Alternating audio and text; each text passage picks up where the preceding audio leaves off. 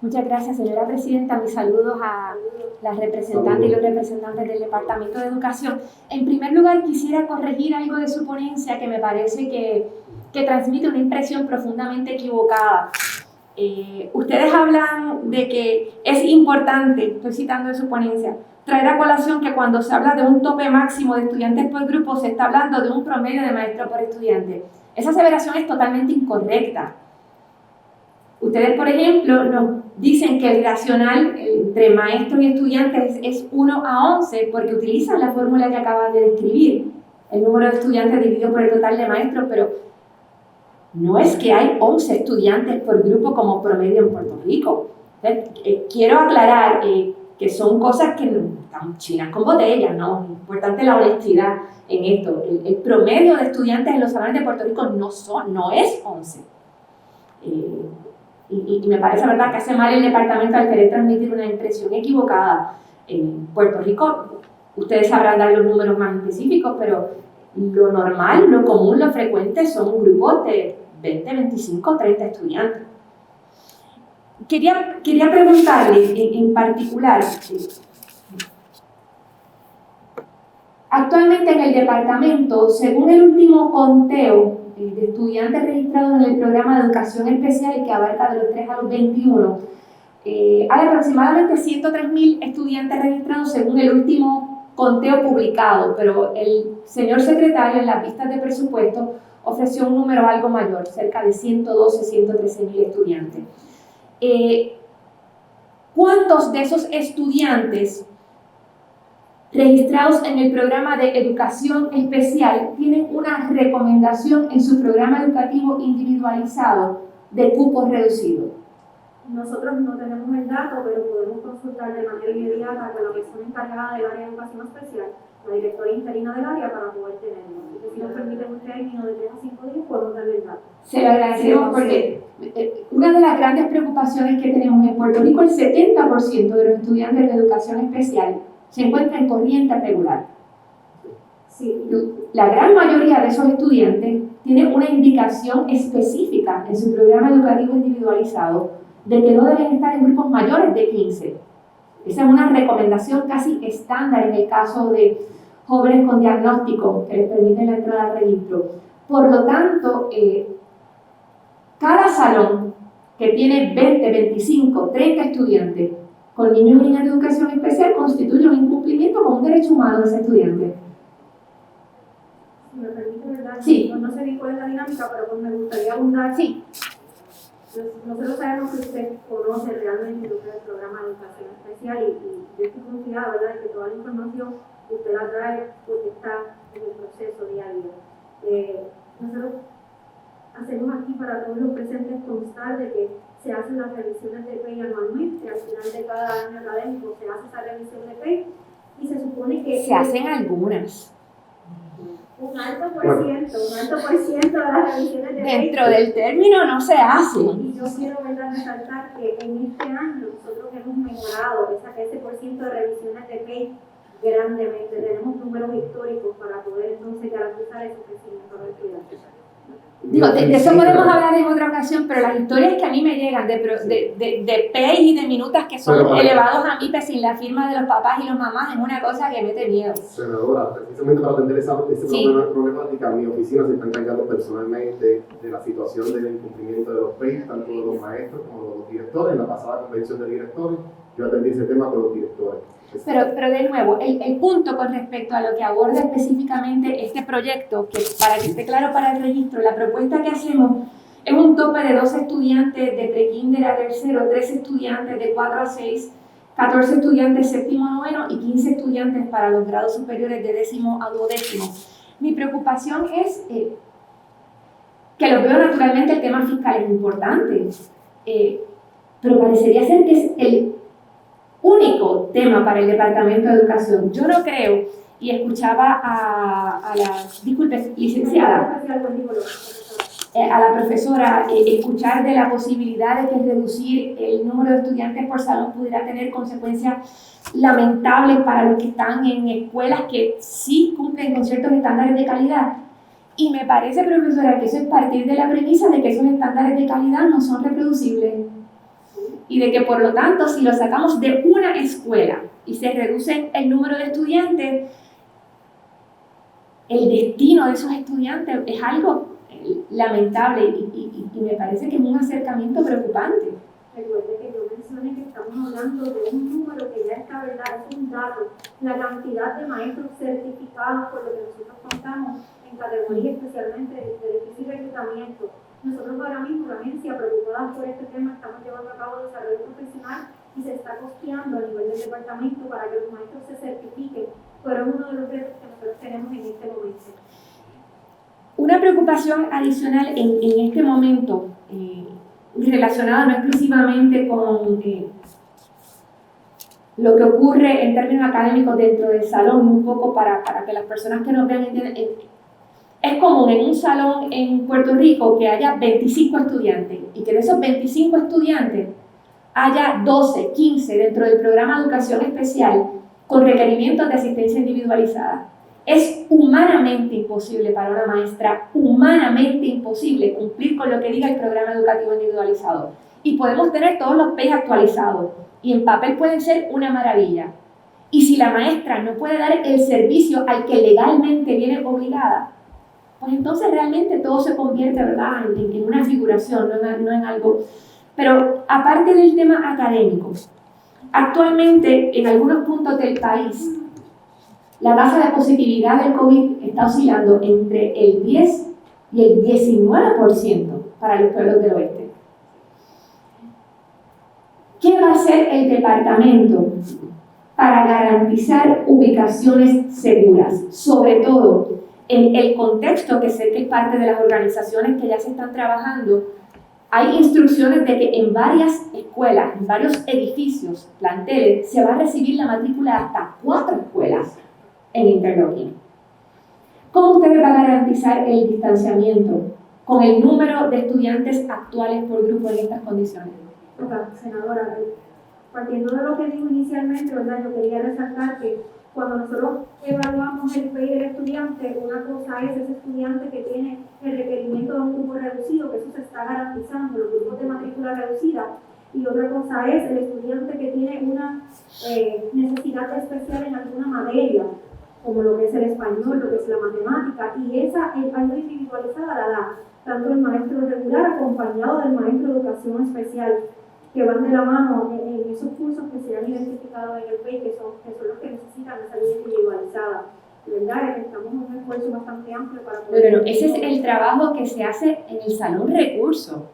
Correcto. Eso es completamente distinto. Eso no cambia que la realidad de miles de maestras hoy es que tienen que trabajar con 10, 12, 15 niños y niñas con distintos diagnósticos con la corriente regular. Sí, es entendible y es cierto. Correcto. Okay. Hablando entonces de lo que es el ambiente seguro que nosotros estamos promoviendo para este próximo inicio escolar, yo quiero partir de... Nosotros estuvimos en una cumbre de directores, una cumbre de líderes educativos, y le dimos bastante fuerte a lo que es la orientación con el doctor Valencia, que es la persona encargada de todas las medidas de seguridad y salud. Es la persona que ha estado creando las guías y protocolos para las escuelas. Nosotros hablamos de todas las medidas de seguridad, ¿verdad? Y nos estamos basando ahora en lo que es el uso de la mascarilla, el lavado de manos, el que el estudiante no esté, ¿verdad? Las medidas de seguridad, no compartir material, que el estudiante esté en su posición. Se van a abrir unos espacios también para que el estudiante se quite la mascarilla con distanciamiento adicional. A la hora de ingerir los alimentos estamos promoviendo un distanciamiento un poco mayor, pero con las medidas y las guías de protocolos actuales, cada salón de nuestro sistema va a cumplir. Pero, por ejemplo, y la senadora que termina ahora, que es del oeste, que es donde está la tasa más alta ahora mismo, cuando se abran las escuelas de Cabo Rojo y van los niñitos y niñitas de primer grado a comenzar ya la semana de arriba, y el grupo es de 25 estudiantes.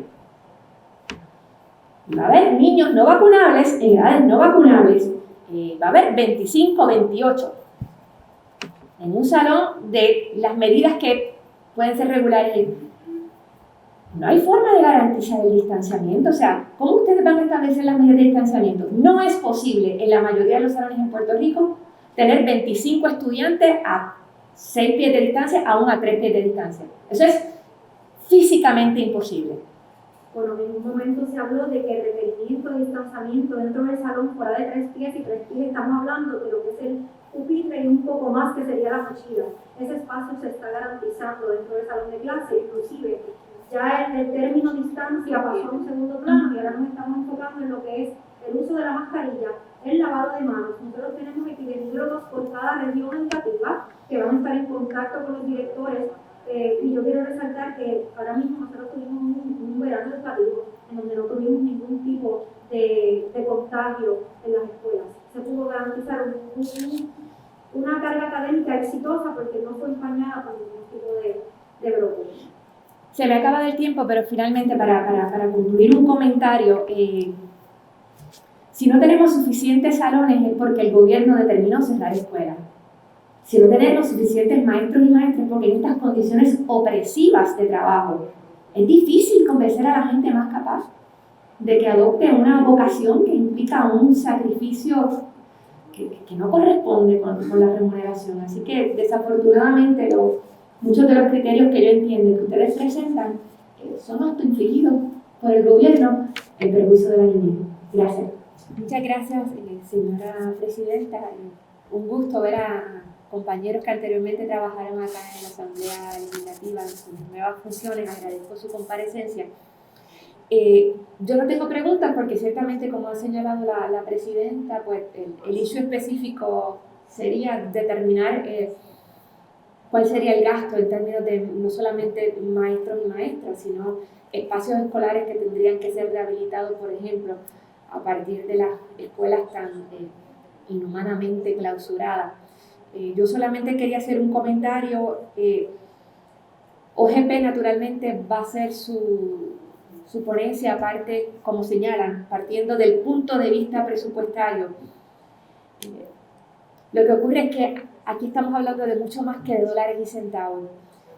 Y cada dólar que no se quiere invertir o que se alega que no se puede invertir en educación en Puerto Rico, lo vamos a pagar tan y tan caro en el futuro. A las desigualdades que conocemos en el sistema se ha sumado con la pandemia la enorme disparidad que ha impuesto a la brecha digital. Y cuando regresen los niños y niñas a esos salones de 25 y 30 estudiantes, en un mismo salón va a haber niñas que se conectaron consistentemente a la educación a distancia, niños que estuvieron intermitentemente, y va a haber otras y otras que pasaron año y medio prácticamente sin recibir ningún tipo de educación. Y si difícil era en condiciones regulares atender matrícula con necesidades tan diversas, la situación que van a encontrar las maestras en el regreso presencial va a ser muy difícil de sostener de nuevo. Sé que el trabajo de ustedes es delinear en términos de presupuesto cuál es el costo, pero el valor social de la inversión en educación me parece que ha sido consistentemente subestimado y que lo que ha impuesto a la pandemia es algo que nos va a costar mucho más que los millones que mencionaba el Departamento de Educación. Solamente quiero reiterar que el criterio de dólares y centavos no puede ser el único y aprovechar para solicitarle a la presidenta que, ya que hoy la única visión pedagógica que vamos a tener es la de la Federación de Maestros, que de alguna manera sea vista pública o a través de comparecencias por escrito se procure tener insumo de gente que sepa de educación, ¿verdad? No solamente el tema fiscal. Creo que es importante documentar para ahora, para el futuro, la prudencia de cambiar la organización escolar de nuestras escuelas. Es refrescante tener una perspectiva auténticamente pedagógica, que desafortunadamente no es la que está presente en la exposición del departamento, y el recordatorio del tema presupuestario. Yo creo que si desmenuzáramos realmente cómo se gasta cada centavo del Departamento de Educación, se podría lograr infinidad de cosas que ahora se pretenden negar porque alegadamente falta dinero, pero la realidad es que cada vez, ¿cómo es posible? Más dinero, menos niños, y las cosas no mejoran. Y hemos estado hablando consistentemente de la reducción en matrícula. Yo quisiera que ustedes nos hablaran de la reducción en maestros y maestras. Y de cómo eso pues, perjudica no solamente la posibilidad de aprobar un proyecto como este, sino el funcionamiento de la escuela aún como están. Pues mira, muy importante esa pregunta que usted nos hace, porque se habla de la reducción de matrícula de estudiantes, pero no de la reducción de la empleomanía en el Departamento de Educación, en el caso del Magisterio. En el 2008 el Departamento de Educación tenía 45.000 docentes activos en la sala de clases. Al día de hoy hay 26.000 maestros y maestras activos en la sala de clases, así que hemos perdido 19.000 docentes en los últimos 13 años, que es una gran cantidad de educadores y educadoras. Actualmente tenemos 22.000 maestros aproximados que son permanentes, 4.000 que son 4.100 algo que son transitorios. Muchos de ellos cualifican para su permanencia, dicho sea de paso, y es uno de los reclamos que queremos para el departamento. Si queremos maestros nombrados todos los años, pues vamos a darle la permanencia para darles estabilidad al sistema. Pero tal como se ha reducido la cantidad de estudiantes, se ha reducido dramáticamente la cantidad de docentes. Muy penosamente el departamento ha reducido muchas clases que antes ofrecían, cursos que antes ofrecían, particularmente Bellas Artes, de educación física, de salud. Eso fue otro de los trends que tuvimos con Rafael aún en el 2008, cuando los periodos de clase eran de 50 minutos y se ofrecían 7 cursos diarios para los estudiantes, siendo más amplio el currículo para nuestros estudiantes. Se aumenta la cantidad de tiempo lectivo a 60 y entonces eliminan una clase. En nivel secundario, intermedio y superior, eso significó que se perdieron cursos electivos. Cursos de literatura, cursos de humanidades, cursos de redacción, cursos de idiomas que tenían las escuelas públicas. Muchos de estos cursos se ofrecían basados en la necesidad de nuestros estudiantes, consensos que se hacían en las escuelas, o cuestionarios para que los niños y niñas o jóvenes determinaran qué cursos les eran apropiados. Y esos cursos quedaron eliminados cuando se establece aumentar la cantidad de tiempo lectivo por 10 minutos, eliminando consigo pues, cientos de plazas y cientos de cursos ya redundantes que al pasar los años, sumado a cierre de escuelas masivas, pues ahora mismo contamos con 19.000 docentes menos en el Departamento de Educación. De esos empleados, de esos maestros y maestras transitorios, que fue parte de la petición que la comisión transmitió al departamento, entiendo que recientemente se ha adoptado una nueva norma de que dependiendo de las evaluaciones que reciban, pueden o no aspirar a que se les renueve su contrato. ¿Cuál es la situación con los maestros y maestras transitorios? Porque a mí me han llegado quejas de varias maestras que están tratando de impugnar esas evaluaciones, pero parecería que hay una amenaza de que no se pueda contar con ellos, en medio de la escasez de maestros que señala el mismo departamento, que esa disponibilidad pudiera estar aún más reducida. Ok. Pues el Departamento de Educación ha emitido una nueva carta circular que tiene cerca de 15 páginas. En la misma establece unos criterios para el reclutamiento y nombramiento de maestros y maestras.